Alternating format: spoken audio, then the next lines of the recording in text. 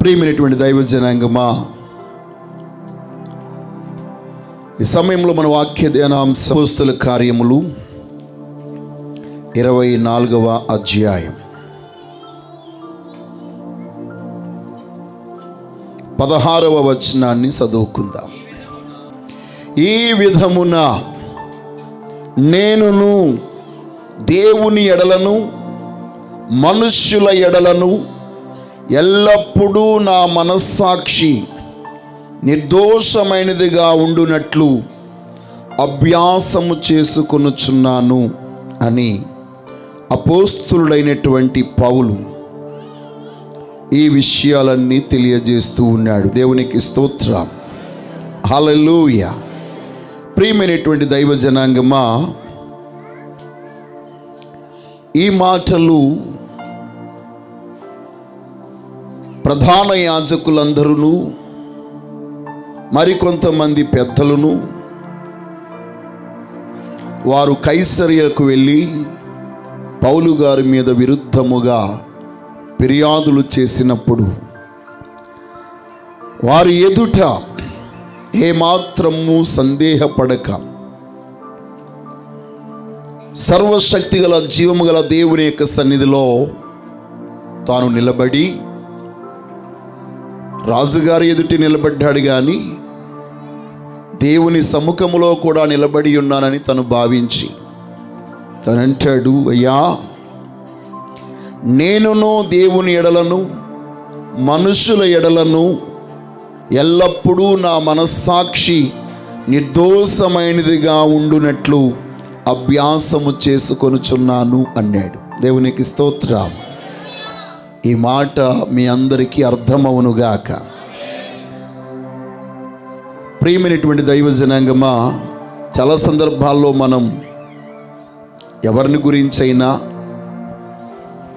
మనుషుల దగ్గర మనము గట్టిగా దమాయించి నేనే తప్పు చేయలేదు, నేనే విరుద్ధమైన భావం నీ ఎడల కలిగిలేను, నేను ఎప్పుడు నీతో వ్యతిరేకంగా మాట్లాడలేదు, మీ గురించి నేను తప్పు మాట్లాడలేదు, కలలోనైనా మాట్లాడలేదని అనేస్తూ ఉంటాము. కానీ మన మనస్సాక్షి మనతో చెప్తుంది, అరే నువ్వు మాట్లాడలేదా, వాళ్ళు లేనప్పుడు నువ్వు మాట్లాడలేదా, నీవు ఒంటరిగా ఉన్నప్పుడు మాట్లాడలేదా, లేక వేరొకరితో నువ్వు వారి గురించి మాట్లాడలేదా, నువ్వు చెప్పు, ఒకసారి నీ మనస్సాక్షిని పరిశీలించుకుని చెప్పు. చాలామంది నా మనస్సాక్షి మీద ఒట్టు అని అంటారు. ఏది తప్పు చేసినా మనస్సాక్షి తప్పు చేయదట. కాబట్టి ఈరోజు అపోస్తలుడైన పౌలు తను అంటున్నాడు కదా, నేను దేవుని ఎడలను మనుష్యుల ఎడలను ఎల్లప్పుడూ నా మనస్సాక్షిని నిర్దోషముగా ఉంచుకున్నట్లు అభ్యాసము చేసుకొనుచున్నాను అంటున్నాడు. దేవునికి స్తోత్రం. ఈరోజు అలాంటి స్వభావం మనందరికీ అనుగ్రహించబడునుగాక. ఈరోజు పరిశుద్ధ బలారాధనలో పాలిభాగస్తులు అవ్వడానికి వచ్చాం. మనుషులం కదా, పోయిన నెలలో తీర్మానం చేసుకున్న తీర్మానాలన్నీ విడిచిపెట్టి మనకి నచ్చినట్టుగా ప్రవర్తించి ఉండొచ్చు. కొన్ని సందర్భాల్లో మన మనస్సాక్షిని కూడా మనము అడ్డగించి, నువ్వు అలాగ మాట్లాడదు, కాముగా ఉండు అని మన మనస్సాక్షిని కఠినపరుచుకుని మన సొంత ప్రయత్నాలు మనం చేసి, సొంత పనులు మనం చేసి దేవునికి మనుషులకి విరుద్ధంగా పాపం చేసి ఉండొచ్చు. ఈరోజు ప్రియమైనటువంటి దైవ జనాంగమా, నిజముగా నీ బ్రతుకులో ఒక అద్భుతం జరగాలి అని అంటే, దేవుని యొక్క మహిమగల కార్యాన్ని నువ్వు అనుభవించగలగాలంటే, ఈరోజు నీ ప్రాణాత్మ శరీరాలను దేవునికి సమర్పించి నీ మనస్సాక్షిని ఒక్కసారి అడుగు. అది నిర్దోషమైనదిగా ఉందా, మంచి మనస్సాక్షి కలిగి ఉందా, పవిత్రమైన మనస్సాక్షి కలిగి ఉందా, ఏ దోషము లేని మనస్సాక్షిగా ఉందా, కల్మషము లేని మనస్సాక్షిగా ఉందా, ఒకసారి మనం పరీక్షించుకోవాలి. ఈరోజు ఒకరికి ఉపకారం చేసినా, ఒకరికి ఇచ్చినా ఎలాంటి మనస్సాక్షితో మనం చేస్తున్నాం? నీ మనస్సాక్షి నీ మీద దోషాన్ని ఆరోపిస్తుందా? నువ్వు చేసింది కరెక్ట్ కాదని ఎప్పుడైనా చెప్పిందా? అలాగ చెప్పింది అని అంటే నీవు ఆత్మలో సెన్సిటివ్గా ఉన్నావు. నీ మనస్సాక్షి నీతో మాట్లాడలేదు అని అంటే నీవు ఆత్మీయుడిగా చచ్చిపోయావన్నమాట.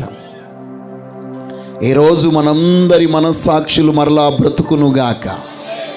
ఎవరైనా ఏదైనా చెయ్యకూడని పని చేసినప్పుడు, మాట్లాడకూడని మాట మాట్లాడినప్పుడు, మంచి చూచి కూడా మనం చేసిన మేలును చూచి కూడా వాళ్ళు విరుద్ధంగా దాని గురించి మాట్లాడుతున్నప్పుడు మనం నోటంటా పలికే మొదటి మాట, నీకు మనస్సాక్షి ఉందా? ఒక్కసారి గుండె మీద చేసుకుని చెప్పు, నేను ఇలాగ చేశానా? నేను నీకు ఏ మేలు చేయలేదా అని అంటామా లేదా చెప్పండి. ఈరోజు మన మనస్సాక్షి మనకి సాక్ష్యం ఇచ్చునుగాక. ఒక మాట మీతో చెప్తున్నాను, దేవుడు రెండు విధాలుగా మనుషునికి తీర్పు తీరుస్తాడు. వాటిలో ప్రాముఖ్యమైనది మనస్సాక్షి. మనస్సాక్షిని బట్టి ఆయన తీర్పు తీర్చేటువంటి దేవుడు. నీ మాటను బట్టి కాదు, ఆయన మాటను బట్టి తీర్పు తీర్చేవాడు కాదు, చూచిన దాన్ని బట్టి కాదు, మనస్సాక్షిని బట్టి తీర్పు తీరుస్తాడు. దేవునికి స్తోత్రం. నీవు నీ నోటితో ఎన్నైనా దమాయించవచ్చు, నీ కన్నీళ్లు పెట్టి ఎవరినైనా నువ్వు మార్చేయచ్చు. బట్ ఈ మనస్సాక్షి కన్నీటిలతో లేకపోతే వేరే భావాలతో కరిగిపోయేది కాదండి. ఉన్నది ఉన్నట్టుగా తెలియజేస్తుంది. దేవునికి స్తోత్రం. హల్లెలూయా. ఈ లోకంలో ఉన్న మనుషులను మనం పెట్టొచ్చు, కానీ దేవుని దగ్గర మనం ఏమాత్రము మభ్యపెట్టలేము. కాబట్టి ఈరోజు అపోస్తలుడైన పౌలు చాలా అద్భుతమైనటువంటి మాట తెలియజేస్తున్నాడు. నేనేం చెప్తున్నానంటే, మనమందరము సర్వశక్తి గల దేవుణ్ణి స్పష్టమైన నిర్దోషమైన మనస్సాక్షితో సేవింతుముగాక. నిజమైన లేక నిర్దోషమైన మనస్సాక్షి కలిగిన వారమై ఆ ప్రభుని సేవించినట్లయితే మన బ్రతుకులో మరణం మన ఎదుటికి వచ్చినా వాటి నుండి తప్పించడానికి దేవుడు సమర్థుడు. ఆ రోజే పౌలు చనిపోవాలి, చంపబడాలి. కానీ తన నిర్దోషత్వాన్ని బట్టి తనకి మరలా ఏ ప్రాంతంలో చంపడానికి తీసుకుని వెళ్ళారో ఆ ప్రాంతంలోనే మరలా 2 సంవత్సరాలు పైబడి సువార్త ప్రకటించడానికి, బోధించడానికి, అక్కడ ఒక సంఘాన్ని స్థాపించడానికి, ఆ ప్రజలందరికీ ఉపచారము చేయడానికి దేవుడు కృప చూపించాడు. దేవునికి స్తోత్రం కలుగునుగాక. హల్లెలూయా. ప్రియమైన బిడ్డలారా, ఇక్కడ ఏం చెప్తున్నాడు? ఖడ్గము తన పీక మీదున్న తన మనస్సాక్షిని చంపుకోలేదు, తాను ఉన్నది ఉన్నట్టుగా మాట్లాడుచున్నాడు. ఈరోజు నిజమైన దేవుని బిడ్డలుగా మనము అలాగా ప్రవర్తించదుముగాక, అలాగా జీవించదుముగాక. ప్రియమైన బిడ్డలారా, చాలా సందర్భాల్లో మనము చాలా పనులు చేస్తూ ఉంటాం, లాభకరముగా ఉంటాయని చాలా విషయాలు మనం చేసేస్తూ ఉంటాం, మనకి ప్రయోజనం కలుగునట్లుగా ఎన్నో చేస్తూ ఉంటాం. కొన్ని సందర్భాల్లో వాక్యాన్ని కూడా మనకు అనుకూలంగా మలుచుకుంటాం. అపోస్తలుడైన పౌలు అంటాడు, అన్నిటి యందు మనకి స్వాతంత్ర్యము కలదు కానీ అన్నీయు చేయదగినవి కావు. అన్నిటి యందు మనకి లాభం రావచ్చేమో కానీ అవన్నిటి వలన మన యొక్క జీవితంలో జీవము గల దేవుని ఎదుట నిర్దోషులుగా ఉండలేం. కొరింథీయులకు రాసిన మొదటి పత్రిక 6వ అధ్యాయం 12వ వచనంలో అంటాడు, అన్నిటి యందు నాకు స్వతంత్రము కలదు గాని అన్నీయు చేయదగినవి కావు. అన్నిటి యందు నాకు స్వాతంత్ర్యము కలదు కానీ నేను దేని చేతను లోపరచ కొనబడలను. అంటే నీవు ఏ విధమైన విషయం చేస్తే నాకేం పర్వాలేదులే అని చేసుకుంటూ వెళ్ళిపోతే నీవు నీ మనసుకు బానిసయ్యావన్నమాట, నీ ఆలోచనకు బానిసయ్యావన్నమాట. జీవము గల దేవునికి విరుద్ధమైనటువంటి ఏ పనైనా చేయడానికి స్వాతంత్రం ఉన్నా, ఎవరు నన్ను చూడకపోయినా అది నేను చేస్తే దానివల్ల నాకు లాభం కలిగేదైనప్పటికీ అది దేవుని యొక్క దృష్టిలో నేను దోషిగా నిలబెడతాను కాబట్టి అలాంటిది నేను చెయ్యను అంటాడు అపోస్తలుడైన పౌలు. అదే మాట కొరింథీయులకు రాసిన మొదటి పత్రికలోని 10వ అధ్యాయం 23వ వచనంలో కూడా మరొక మాట మాట్లాడుతున్నాడు. అన్ని విషయముల యందు నాకు స్వాతంత్ర్యము కలదు కానీ అన్నీయు చేయదగినవి కావు. అన్నిటి యందు నాకు స్వాతంత్రము కలదు కానీ అన్నీయు క్షేమాభివృద్ధి కలుగజేయవు. దేవునికి స్తోత్రం, హల్లెలూయా. ప్రియమైనటువంటి దైవ జనాంగమా, ఈరోజు సర్వాధికారైన దేవాది దేవుని యొక్క సముఖంలో మనందరం ఉన్నాం. నీ ఇష్ట ప్రకారంగా నీవన్నీ చేస్తున్నావేమో, నీవు చేసేవన్నీ కూడా సర్వాధికారైన దేవుని యొక్క సముఖంలో నీవు చేస్తున్నావని గుర్తు చేసుకుని చేయి. మనం చేసేవన్నీ మనకి లాభకరంగా, క్షేమకరంగా, ప్రయోజనకరంగా ఉన్నట్టుగా అనిపిస్తున్నాయి కానీ అవన్నీ చేయదగినవి కావు. ఉదాహరణకు సౌలు జీవముగల దేవుని చేత అభిషేకించబడిన వాడు, దైవ కృపకు పాత్రుడైన వాడు. తన తండ్రి కోల్పోయిన పోగొట్టుకున్న గాడిదలు వెతకడానికి వెళ్ళి రాజ్యానికే రాజైనటువంటి వాడు. కనిష్ట గోత్రములో పుట్టి అల్పమైన జీవితం జీవిస్తున్నటువంటి సౌలును దేవుడు రాజుగా చేస్తే తాను రాజు అయిన తరువాత స్వతంత్రుని అనుకున్నాడు. రాజును కదా, నేను ఏమైనా చేయొచ్చు. ప్రారంభంలో 1-2 సంవత్సరాలు ఏదైనా కష్టం వస్తే దేవునికి ప్రార్థన చేశాడు. దేవుడు తన ఆత్మను పంపించాడు. ఆ తర్వాత కాలంలో దేవుడు తన ప్రార్థన వినడం మానేశాడు. దానికి గల కారణం ఏంటి అని అంటే, తాను దేవుని మాట వినలేదు గనుక. దేవుడు చెయ్యమన్న పని చెయ్యక తనకి నచ్చిన పని చేశాడు. అందుకొరకు దేవుడు తాను ఎంత ప్రార్థన చేసినా, విచారణ చేసినా దేవుడు ఆలకించలేదు. దేవుడు ప్రార్థన వినలేదని, దేవుడు నన్ను చూచుటలేదని సిల్లంగి వారి దగ్గరికి వెళ్ళాడు, కర్ణపిశాచుల దగ్గరికి వెళ్ళాడు. దేవుని ఉగ్రత భయంకరంగా తన మీదకి వచ్చింది. తన బ్రతుకులో పశ్చాత్తాపడి గుండెలు బాదుకుని ప్రభు దగ్గర తాను మరలా ప్రభు వైపు తిరిగి ఆ దేవునికి మొరపెట్టుంటే నిశ్చయముగా దేవుడు సౌలు యొక్క మొర వినేవాడు. దేవునికి స్తోత్రం. కానీ తాత్కాలికంగా ప్రార్థన చేశాడు, ప్రభు తన ప్రార్థన వినలేదు. ఒక మాట మీతో చెప్తాను, మనస్సే అంత ఘోరమైన పాపం చేసిన తర్వాత సంకెళ్ళ చేత బంధించబడినప్పుడు తన మనస్సును మెత్తన చేసుకుని, కఠినమైన తన మనసును ఏం చేసుకున్నాడట, మెత్తన చేసుకుని దేవుని యొద్ద ప్రార్థన చేసి విచారణ చేస్తే దేవుడు తన ప్రార్థన వినడమే కాదు, సంఖ్యలను ఊడదొరకడమే కాదు, అతని సింహాసనం తిరిగి మరలా తనకిచ్చాడు. దేవునికి స్తోత్రం, హల్లెలూయా. కాబట్టి ప్రియమైనటువంటి దైవ జనాంగమా, ఈ రోజు మన జీవితంలో అన్నీ చేయడానికి స్వాతంత్రం ఉన్నా అన్నీ చేయదగినవి కావు, అన్నీ క్షేమాభివృద్ధి కలిగించేవి కావు, అన్నీ మనకి ఆశీర్వాదకరమైనవి కావు. కాబట్టి ఈరోజు మన జీవితంలో ఏం చేసినా మన మనస్సాక్షికి కల్మషము తోచకుండునట్లు జీవముగల దేవుని సన్నిధిలో ఎల్లప్పుడూ మనము చేయుదుముగాక. ఆమేన్.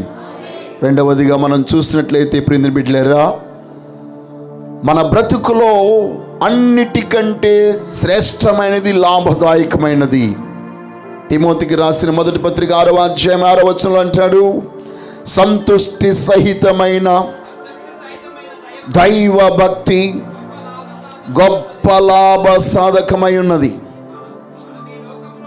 మనం ఈ లోకములోనికి ఏమీ తేలేదు, దీనిలో నుండి ఏమీ తీసుకుని పోలేం. దేవునికి స్తోత్రం.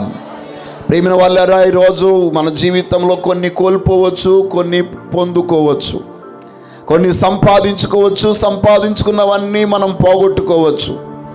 మనము నిత్యం ఒకేలాగా ఉంటామని అనుకోకూడదు. ఎప్పుడైనా ఏదైనా మార్పు రావచ్చు, కానీ భక్తిలో మార్పు రాకూడదట. సంతుష్టి సహితమైన దైవ భక్తి గొప్ప లాభ సాధకమై ఉన్నది.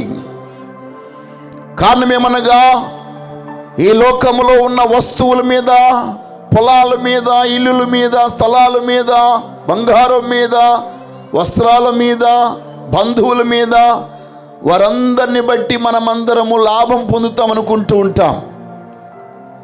వాటిలో సంతృప్తిని వెతుకుతూ ఉంటాం. మనం నీ జీవితానికి సంతృప్తి అనేది వీటిలోనూ దొరకదు. సంతృప్తి అనేది భక్తిలోనే ఉంది. మానవుని యొక్క హృదయంలో ఉన్న ఖాళీని నింపగలిగే శక్తి దేవుని యొక్క ఆత్మకు మాత్రమే ఉంది. అందుకొరకే మానవుడు ఎన్ని చేసినా తన బ్రతుకులో భక్తి లేకపోతే శూన్యమైపోతే. ఈ జీవితంలో దైవ భక్తి నీకు సంతృప్తినిస్తుందా? చాలామందికి సంతృప్తి లేదండి భక్తిలో. ప్రార్థన చేస్తాను, ఏం లాభం అండి? ప్రభు సన్నిధికి వెళ్తే ఏం లాభం అండి? దేవుని మాట వింటే ఏం లాభం అండి? నేను ఏ లాభం పొందుకున్నాను అని మనం అనుకుంటున్నాం. No no no no. మన జీవితంలో ఈ లోకంలో సమస్తాన్ని కోల్పోయినా మన భక్తి మనం రక్షిస్తుంది. దేవునికి స్తోత్రం, హల్లెలూయా. అందుకొరకే ఆ భక్తి, నీ భక్తి నీకు ఆధారము కాదా అని యోబును అడిగినప్పుడు తన భక్తి మీదనే ఆనుకున్నాడనే సంగతి వారికి తెలియలేదు. దేవునికి స్తోత్రం. తన భక్తి తనకి ఎంత లాభాన్నంటే కోల్పోయింది ఒకటైతే డబల్ పోర్షన్, రెండంతల ఆశీర్వాదాన్ని పొందాడు. ఈరోజు నీ జీవితంలో నీవును అలాగే ఉన్నట్లయితే నిశ్చయముగా ప్రభు ద్వారా నువ్వు మేలు పొందుతావు. దేవునికి స్తోత్రం, హల్లెలూయా, హల్లెలూయా. ప్రియమైన బిడ్డలారా, మనం చాలా సందర్భాల్లో నిజాయితీగా ఉంటే నష్టపోతాం. నిజాయితీగా ఉంటే, నిజాయితీగా మాట్లాడితే స్నేహాన్ని కోల్పోతాం. నిజాయితీగా మాట్లాడితే అందరికీ దూరం అయిపోతాం. నిజాయితీగా ఉంటే చాలా నష్టమే నీకు కలుగుతుంది. అలాగని నీవు నిజాయితీని విడిచిపెట్టేస్తే, సర్దుకుపోతే నిజాయితీ వలన కలిగే నష్టము కంటే ఎక్కువ నష్టము నువ్వు సర్దుకుపోయినప్పుడు జరుగుతుంది. దేవునికి స్తోత్రం. నీవు మొదట యొక్క నష్టాన్ని చూడవు, కానీ తర్వాత నీ తరతరాలు, నీ జీవితకాలం అంతా నష్టాన్ని చూస్తావు. మొదటి మాట చెప్తే నేను నష్టపోతానేమని నీవు దాచినట్లయితే ఆ నిజాయితీకి నీవు లేవు గనుక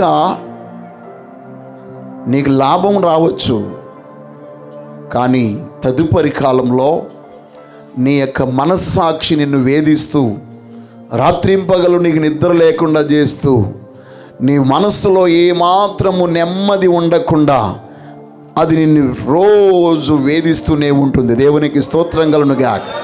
హల్లెలూయా, హల్లెలూయా. అందుకొరకే ప్రభువైన యేసు క్రీస్తు వారు మార్కు సువార్త 8వ అధ్యాయంలో చెప్పిన మాట 36వ వచనంలో అంటాడు కదా, ఒకడు సర్వలోకమును సంపాదించుకుని తన ప్రాణమును పోగొట్టుకుని ఎడల వానికి ఏమి ప్రయోజనము?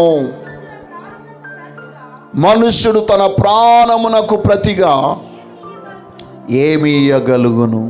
ప్రియమైన వాళ్ళేరా, ప్రభు చెప్తున్న మాట,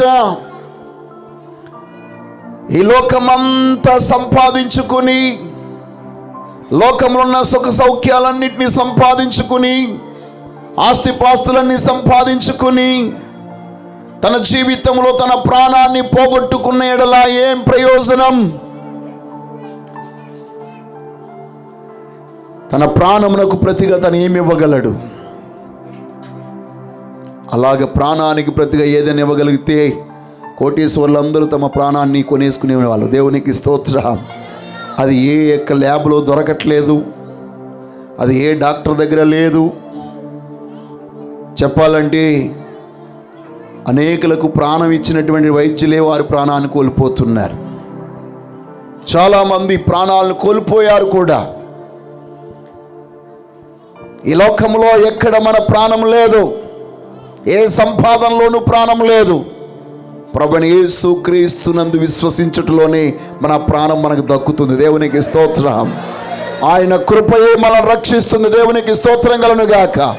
ఆయన యందు విశ్వాసం ఉంచుట ద్వారానే మనము నరక ప్రాప్తము నుండి ఆ యొక్క నిత్య జీవములోనికి ప్రవేశించగలుగుతున్నాం.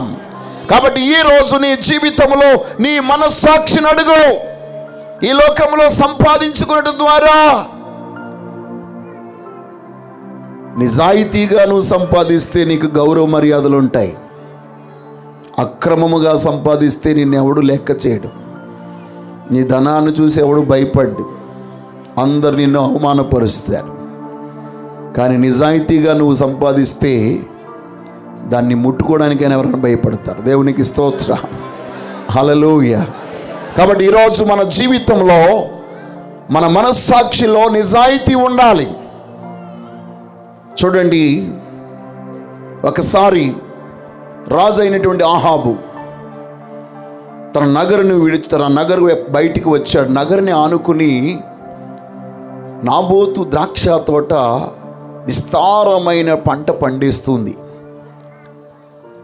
ఆ తోటను చూడగానే మనసు పారేసుకున్నాడు నాబోతు. దేవునికి స్తోత్రం. నాబోత ఆహాబు ఎవరండి? రాజు అయిన ఆహాబు నాబోతుని పిలిచాడు. రాజుగారు, నాబోతు, ఈ తోట నాకు ఇచ్చేయి, దీన్ని చూస్తే నాకు చాలా ముచ్చటేస్తుంది, చాలా బాగా పండుతుంది, దీనికి బదులుగా నేను ఏమైనా నీకు ఇస్తాను, ఇది నాకు ఇచ్చేయి అన్నాడు. నాబోతు అన్నాడు కదా, రాజుగారు, దీనికి బదులుగా తోట ఇచ్చినా ఏమి ఇచ్చినా ప్రాణం పోయినా నేను మాత్రం మీకు తోట ఇవ్వను అన్నాడు. దేవునికి స్తోత్రం. మీలో చాలామంది అంటారు కదండి, ప్రాణం పోయిన దాంతో మాట్లాడు, ప్రాణం పోయినా నువ్వు నాకు గుమ్మం ఎక్కకూడదు అనరా? అనలేదా ఎప్పుడు మీరు? ప్రాణం పోయినా నేను దానికి ఏమి ఇవ్వను అంటారు లేదా? చెప్పండి అయ్యా, నాతో పాటు మాట్లాడండి అంటారు లేదా మీరు? ఇప్పటివరకు ఎవరిని అనలేదా మీరు? అనేసి ఆ మాటల్ని పక్కన పెట్టేసి వెళ్ళిపోలేదా? ప్రాణం పోయినా సరే ప్రైజ్లాడు చెప్పను, అది చాలా ప్రమాదకరం. దేవునికి స్తోత్రం.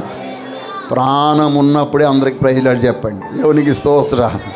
హల్లెలూయా, హల్లెలూయా, హల్లెలూయా.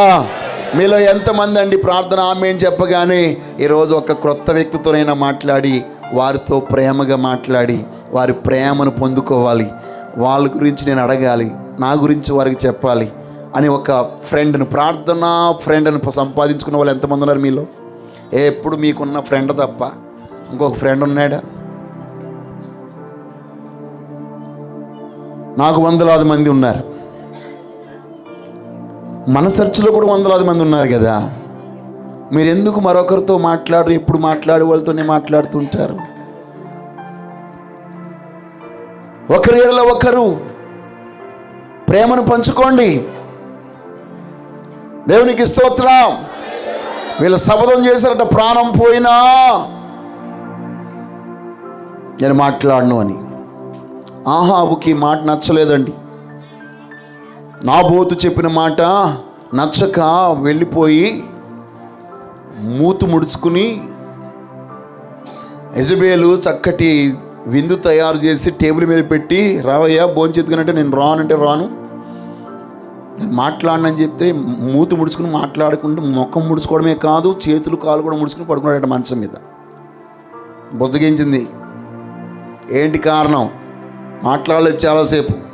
గట్టిగా అడిగింది, తన వేలు అడిగింది, ఏమండి ఏమండి అంది. ముందు మనవాడు ఏమాత్రం కరగలేదు. బతిమాలుతుంటే చెట్టు ఎక్కిపోతున్నావు మీరు అంటారు కదా అప్పుడప్పుడు. మీ ఆయన గారిని ఎలా పిలుస్తారండి? చాలా మర్యాదగా ప్రేమగా పిలుస్తారు, అవునా కదా? వెళ్ళినప్పుడు ఏం చేస్తారు మీరు? ఏంటి బ్రతిమాలుతానని చెప్పేసి నువ్వు కొండ ఎక్కిపోతున్నావు, నా అసలు రూపం చూపించానంటే గోతులోకి వెళ్ళిపోతావు, జాగ్రత్త అంటారులే. చెప్పండి. చాలా అయితే తన వేలో అడిగింది.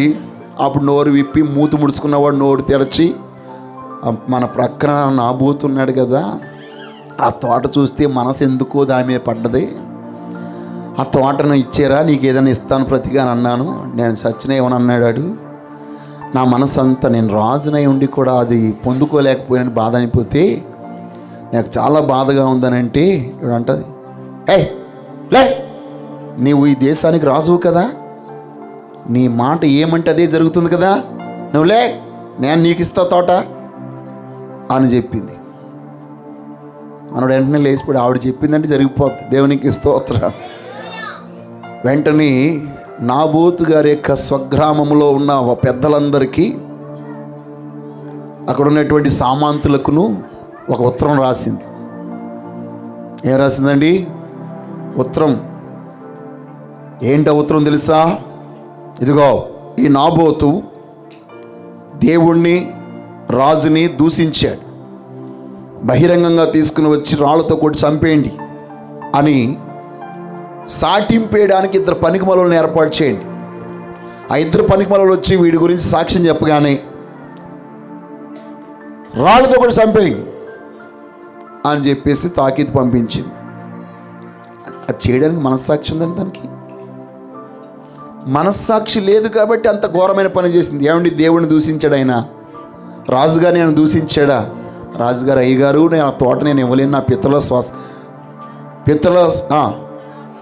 పిత్రార్జితం అండి, అది నా పిత్రుల నుంచి వచ్చిన స్వాస్థ్యం, అది నాకు ఉండాలి, నాకున్నది అంతే, రాజ్యం అంతా మీకుంది కదా, నాకున్నది 1 ఎకరమే కదండి, కాబట్టి దీన్ని ఇవ్వలేను అని అన్నాడు. నేనేం చెప్తున్నాను, అధికారం ఉందని ఏదైనా చేసేస్తే పైన ఉన్నవాడు చూస్తాడు. ఆ సమయంలో నాబోతు బయటికి పిలిపించారు. ఇదిగో నువ్వు దేవుడిని దూషించావు, రాజుని దూషించావంటే, అయ్యా నేను ఆ పని చేయలేదనంటే 2 పనికిమాలోళ్ళు వచ్చారట. ఎవరంటే వాళ్ళిద్దరు, మీరు ఇంటికి వెళ్ళిన తర్వాత చదువుకోండి ఆ యొక్క అధ్యాయం.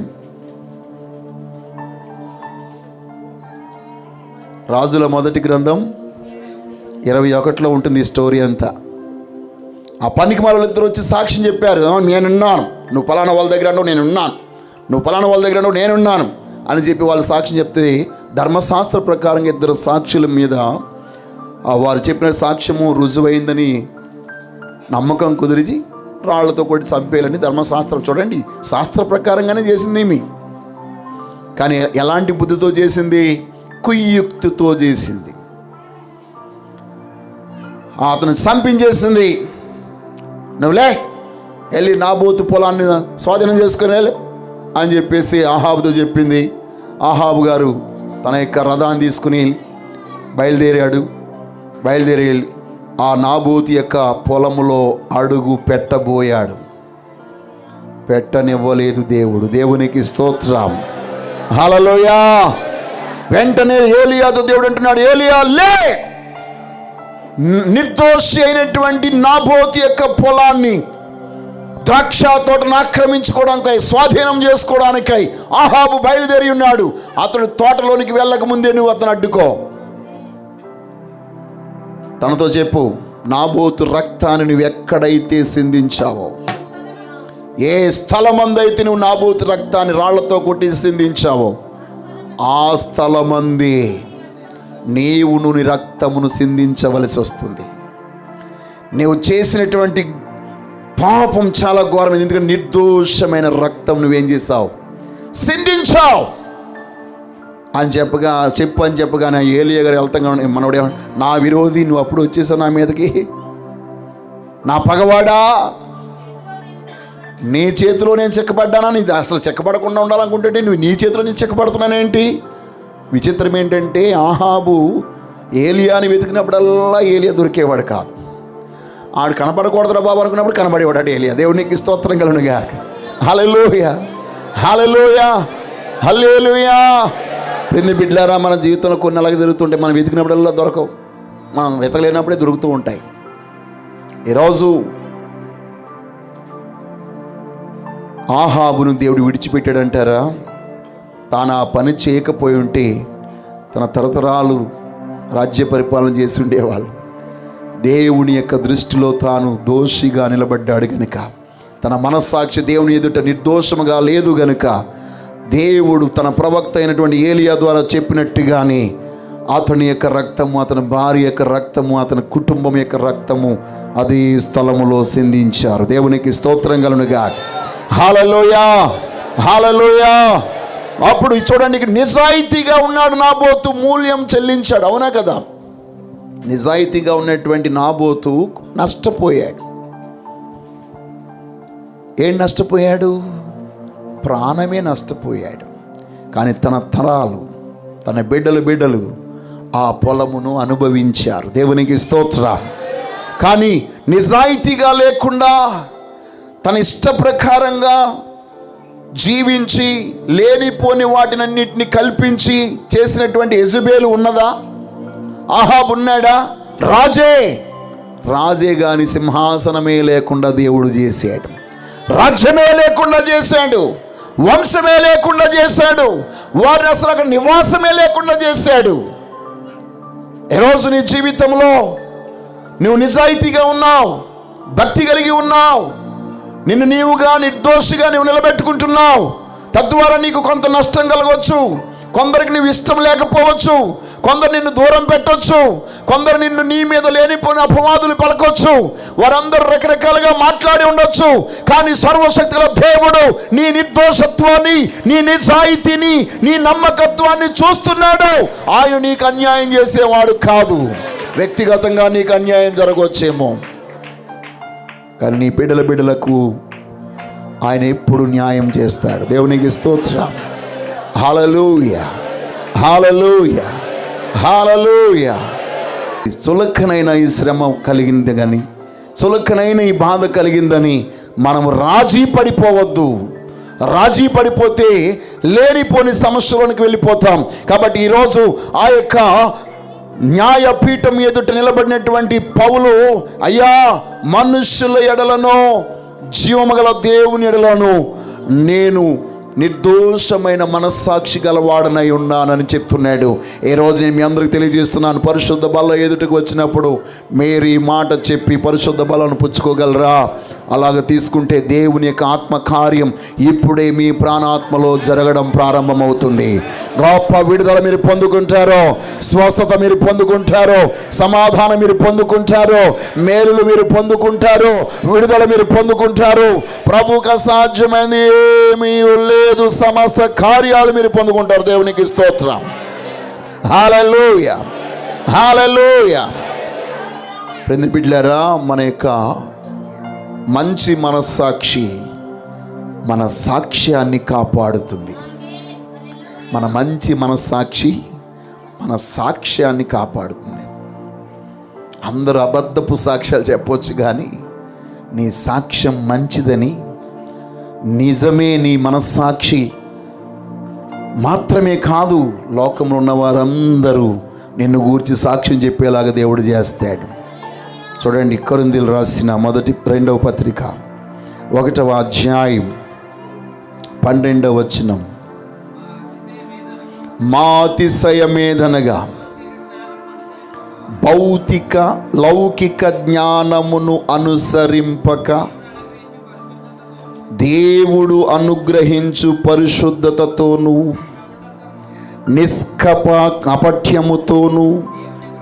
దేవుని కృపనే అనుసరించి లోకములో నడుచుకొంటిమనియు, విశేషముగా మీ ఎడలను నడుచుకొంటిమనియు మా మనస్సాక్షి సాక్ష్యమిచ్చుటయే.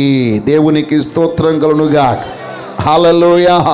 కాబట్టి ఈరోజు మన జీవితంలో మనము మంచి మనస్సాక్షి కలిగిన వారుగా ఉంటే మన సాక్ష్యము కాపాడబడుతుంది. దేవునికి స్తోత్రం. హల్లెలూయా. కాబట్టి ఈరోజు మీరు మంచి మనస్సాక్షి కలిగిన వారుగా ఉందురుగాక. ఏమండి, ఏ సాక్ష్యం అండి? చూడండి, ఏప్రిల్ రాసిన పత్రికలో 13వ అధ్యాయము 18వ వచనంలో అంటాడు, మా నిమిత్తము ప్రార్థన చేయడి. మేమన్ని విషయములలోనూ యోగ్యముగా ప్రవర్తింపగోరుచు మంచి మనస్సాక్షి కలిగి ఉన్నామని నమ్ముకొనుచున్నాము. దేవునికి స్తోత్రం, హల్లెలూయా. కాబట్టి మంచి మనస్సాక్షి గలవారంగా ఉంటే ఆ మనస్సాక్షియే మన గురించి సాక్ష్యం చెప్తుంది. మన సాక్ష్యం మనం కాపాడుకోగలుగుతాం. ఈ లోకంలోను పరలోకంలోను నిన్ను గూర్చినటువంటి సాక్ష్యమో వెల్లుబుకుతుంది. దేవునికి స్తోత్రం కలుగును గాక. కాబట్టి ప్రియమైనటువంటి దైవ జనాంగమా, అలాంటి మనస్సాక్షి కలిగిన వారంగా మనం ఉండగలగాలంటే అనుదినము క్రీస్తు యొక్క నిర్దోషమైన రక్తాన్ని మనము ప్రోక్షించుకున్న వారమై ప్రతిరోజు మీ మనస్సాక్షి పనిచేస్తూ ఉండాలంటే, మీ మనస్సాక్షి శక్తివంతమైనదిగా ఉండాలంటే, అది ఎల్లప్పుడూ కూడా లైన్లో ఉండాలంటే, చాలామంది మనస్సాక్షి చచ్చిపోయిందటండి. చాలామంది మనస్సాక్షి లేదు. కొంతమందికి ఉన్న ఏమైందట, చచ్చిపోయింది. కొంతమందికి ఏమైందట,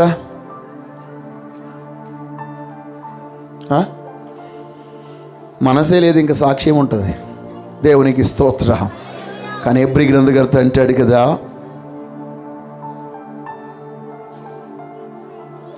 పదవ అధ్యాయము 22వ వచనం, మనస్సాక్షికి కల్మషము తోచకుండునట్లు ప్రోక్షింపబడిన హృదయములు గలవారమును నిర్మలమైన ఉదకముతో స్నానము చేసిన శరీరములు గలవారమునై ఉండి విశ్వాస విషయంలో సంపూర్ణుల నిశ్చయత కలిగి యథార్థమైన హృదయముతో మనము దేవుని సన్నిధానమునకు చేరుదము. దేవునికి స్తోత్రం. దేని బిడ్డలారా, మనం ఎప్పుడైతే దేవుని చేత శుద్ధీకరణ చేయబడతామో అదే 10వ అధ్యాయం 2వ వచనంలో అంటాడు, అలాగు చేయగలిగిన ఎడల సేవించు వారొక్కసారి శుద్ధపరిచిన తరువాత వారి మనస్సాక్షికి పాపజ్ఞప్తి ఇకను ఉండదు గనుక వాటిని అర్పించుట మానుదురు గదా. దేవునికి స్తోత్రం. దేని బిడ్డలారా, ఈ లోకంలో మొదట పూర్వకాలమందు పాత నిబంధన కాలంలో వారు అర్పణ అర్పించిన తర్వాత పాప జ్ఞప్తి వారికి ఇంకా ఉండదు కాబట్టి ఇంకా వారి అర్పణ అర్పించకుండా ఉండాలి. కానీ వారు ప్రతి సంవత్సరం ఏం చేశారు, వారి పాపమునకు పరిహారముగా దేవునికి అర్పణలు తీసుకుని వచ్చారు. కానీ మనకు అలాగా కాదు. ప్రభువైన యేసు క్రీస్తు వారు తన పవిత్రమైన రక్తమును మనకి ప్రోక్షింపజేయట ద్వారా మన మనస్సాక్షిలో ఇక కల్మషం అనేది తోచకుండునట్లు ఆ ప్రోక్షింపబడిన హృదయములతో మనస్సుతో మనం దేవుని సన్నిధానానికి వస్తూ ఉన్నాం. దేవునికి స్తోత్రం, హల్లెలూయా. పాపమును గురించిన జ్ఞప్తి ఇక మనకు ఉండదు. అలాంటి పాపము చేయాలని మనసే మనకు ఉండదు. కాబట్టి ఈరోజు ప్రియమైనటువంటి దైవ జనాంగమా, మనమందరము మన యొక్క మనస్సాక్షిని ఏ విధముగా కాపాడుకుంటూ ఉన్నాం? నీవు మనస్సాక్షిని కాపాడుకున్న వ్యక్తిగా ఉంటే అది నిన్నే కాపాడుతుంది, నీ జీవితాన్ని కాపాడుతుంది. కాబట్టి ఈరోజు మనమందరము నిర్దోషమైన మనస్సాక్షి కలిగిన వారమై పరిశుద్ధ బల్లారాధనలో మనము పాలిభాగస్తులుగా ఉన్నప్పుడు నిశ్చయముగా నీవు ఇప్పటి వరకు మేలు పొందవలసిన నీవు కీడును అనుభవించావేమో, అద్భుతం పొందవలసిన నీవు అపవాదులు పొందుకున్నావేమో, లాభం పొందవలసిన నీవు నష్టపోయావేమో. కానీ ఈరోజు ఆ రాజాతి రాజైన దేవాది దేవుడు నీ జీవితంలో గొప్ప కార్యం చేయడానికి ఇష్టపడుతూ ఉన్నాడు. పౌలు మరణానికే పిలువబడ్డాడు, కానీ తను కనపరిచిన నిర్దోషత్వపు మనస్సాక్షిని బట్టి తన ఆయుస్సు ఇంకను పొడిగించి ఆ దేవుడు ఇంకను ఆ మనుషుల మధ్య సాక్షిగా నిలబెట్టాడు. ఈరోజు అననుకూల పరిస్థితుల్లో కూడా దేవుడు మనల్ని నిలబెడతాడు. అననుకూలమైనటువంటి స్థితిగతుల్లో కూడా దేవుడు మనల్ని నిలబెడతాడు. ఈరోజు ఆ మహిమగల దేవుని యొక్క ఉన్నతమైన కృప పొందుకున్న వారమై ప్రతి పరిస్థితుల్లో మనం నిలబడదుముగాక. అలాగే మన యొక్క మనస్సాక్షికి ఎప్పుడు కూడా కల్మషము తోచకుండా నిర్దోషమైన మనస్సాక్షి గల వారమై దేవునికి విరుద్ధమైన పని చేయక, మనుషులకు విరుద్ధమైన పని చేయక, చేతనైనంత మట్టుకు అందరితో పవిత్రమైన మనస్సాక్షి గల వారమై జీవిద్దాం. ఈ రోజు నీ మాటతో, నీ బలముతో, నీ శక్తితో, నీ యొక్క ఉద్రేకముతో అందరినీ జయించేయచ్చు. కానీ రేపన్న రోజున నీలో ఉన్న నీ మనస్సాక్షి నీ మీద తీర్పు తీర్చినప్పుడు నీవు ఖచ్చితంగా తల వంచవలసిందే, ఖచ్చితంగా దేవుని దగ్గర తీర్పు పొందవలసిందే. అలాంటి పరిస్థితి దేవుడు మనకు రాకుండా ఎల్లప్పుడూ పవిత్రమైన మనస్సాక్షి గలవారమై, నిర్మలమైన మనస్సాక్షి గలవారమై ప్రభు యొక్క కృపలో ముందుకు సాగిపోదాం. ఆ మహిమగల దేవుణ్ణి మనము సేవిద్దాం. అట్టి కృప దేవుడు మనందరికీ అనుగ్రహింపజేసి రాబో కాలంలో అనేకులకు సాక్షులుగా నిన్ను నన్ను దేవుడు జీవింపజేయునుగాక. ఆమేన్.